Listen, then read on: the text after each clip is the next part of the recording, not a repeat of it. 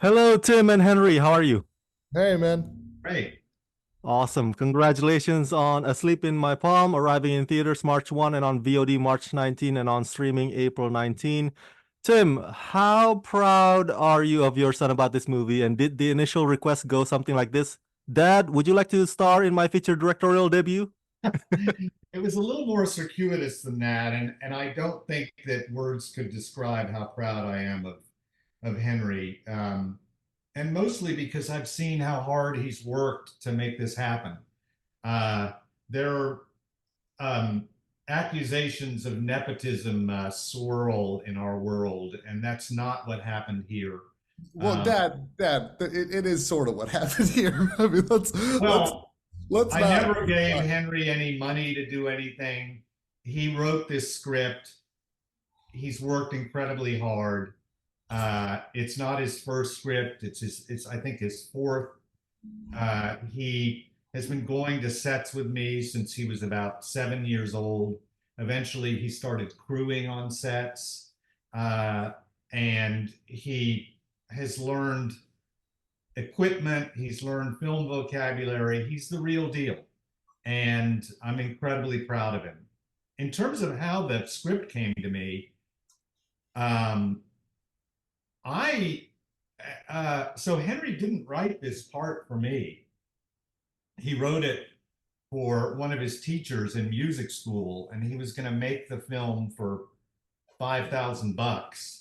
And I read it, and I said, I don't really know that a person who hasn't acted before could pull this role off just because of the monologue at the front end of it. Um, and then I thought this would be a really interesting challenge for me. And then I asked Henry if I could play it. And that's the way it went. And then Dad and I sort of rewrote it for Dad's voice a little bit more. I will say that.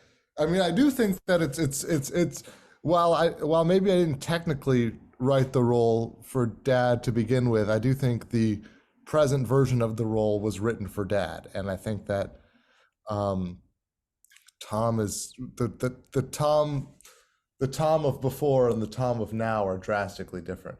And I'll also add that one can be hardworking and nepotism could also be very real. I, Well, All I'm gonna say is I feel very, very, very, very, very lucky. And I guess what I really mean is that with nepotism, with that word, it connotes somebody being handed something that they didn't deserve. hmm. And Henry is a really hard worker, and he's well, that's earnest great. and honest about what he does. And he crewed on lots of movies and has been around movies all his life and has taken an interest in them and has watched hundreds and hundreds of them and has a deep understanding of the form. And he wrote this screenplay, and it wasn't his first. And so I think that the negative connotations of nepotism just don't apply here. Awesome. And Henry, what was the inspiration behind the story Asleep in My Palm? And also, what did you learn from this feature directorial debut experience that you're like, okay, maybe I won't do this for my second one, or I will do this better for on my second one, something like that. I love that question. I'm gonna answer the second part and then Yeah, I'm go gonna ahead. do the first part. Um, so on with this movie, I think I learned two big things. You know, I think this was the fourth script, the fourth feature script I wrote, but this is the first um, feature script that I wrote to be produced. And um, I think that I leaned a little bit too heavy into dialogue and explained too much with dialogue when I think that something I really learned is that there's an enormous amount you can convey with great acting, really purposeful cinematography, great production design, um, that doesn't necessarily involve words. So, I mean, I love words. My father and my mom both come from a deep theater background. Everybody in my family loves words, and I think that I hate words. No, yeah, because my parents and I like gestures. No, but what I'm getting at is that I think going forward, um, I want to I want to try to find more of that truth and more of what I was conveying with words with other things, and also I think Dad gave me this piece of advice a lot and early, and I didn't really listen to it until writing um, the script. But Dad would always encourage me to have in the script more than you need, because these little moments, little transitions, a silent moment with an actor, um, walking from one place to another, or even a room with no people in it, while it might seem insignificant in comparison to dialogue and the structure of a script as prose, in when it's turned into the visual medium that it eventually becomes, those things end up having a lot more weight and doing a lot more work than you initially expect, and that's something I'm also gonna think about going forward. Um, I don't know, Dad. What did you learn after? What were the big things you learned after your first feature? I'm curious. After my first feature, huh? Uh, it's funny. On my first feature, so many of the shots were lock-offs, and the camera didn't move, and images were like these puzzle pieces. And as I did more movies, I learned more about how to move the camera. It wasn't until my third movie that I really began to understand the power of production design.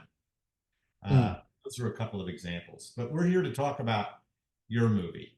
But thank you for the insight. I'm a big fan of Leaves of Grass. Definitely, Tim. Oh, You're a thanks. great director in your own right. So, Tim, my final question is for you. Your character in this film is the most complicated I've seen that you've played. Big fan of your career. So we really feel for his pain and sorrow, and there's a twist reveal at the end that makes it seem like maybe he's not a good guy, maybe he's not that bad guy either. And this movie addresses mental health illness issues. I understand that in acting, one must approach their character with honesty and without preconceived judgment. But what were the other considerations that you had to take into in order to sensitively embody a controversial character like him? Yeah, I was lucky with this one because I worked with Henry on the script. It's Henry's script. He's the screenwriter, but I collaborated with him, particularly when it came to my character. And he was very not only open about that, but he was solicitous. He invited me in to do that. And Always. so it it gave me months of prep time with this role. And as I've worked more and more, I I've learned that I know less and less about these characters I'm playing. And as a result of that, I need more time with them, so that I can just simply give a deeper and more truthful portrayal. And the collaboration with Henry on this uh, allowed for that. He was incredibly um, patient, and we both loved this character, Yeah. and we both came at this character with an inordinate amount of empathy and sensitivity and appreciation, regardless of some of the bad things he does. And it was just a hand in glove relationship with my director, who happens to be my son, that made this uh, whatever success I've had in playing this role. I really owe it to that collaboration.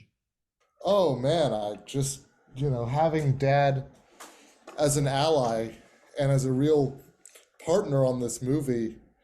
especially as it comes to this character. I mean, I think that there are a lot of examples of just the success of our collaboration. There are lots of examples of how well Dad and I work together, but one of the most shining examples of it is this character, I think, and that performance, and I have to say I owe it all to Dad. I mean, he understood the guy and brought things to it and brought a sensitivity to it, and it was just so much fun and so rewarding. Awesome. All right, for my fans at home, everybody go check out Asleep in My Palm, arriving in theaters March 1, on VOD March 19, and on streaming April 19. Tim and Henry, thank you for talking to me, and congratulations.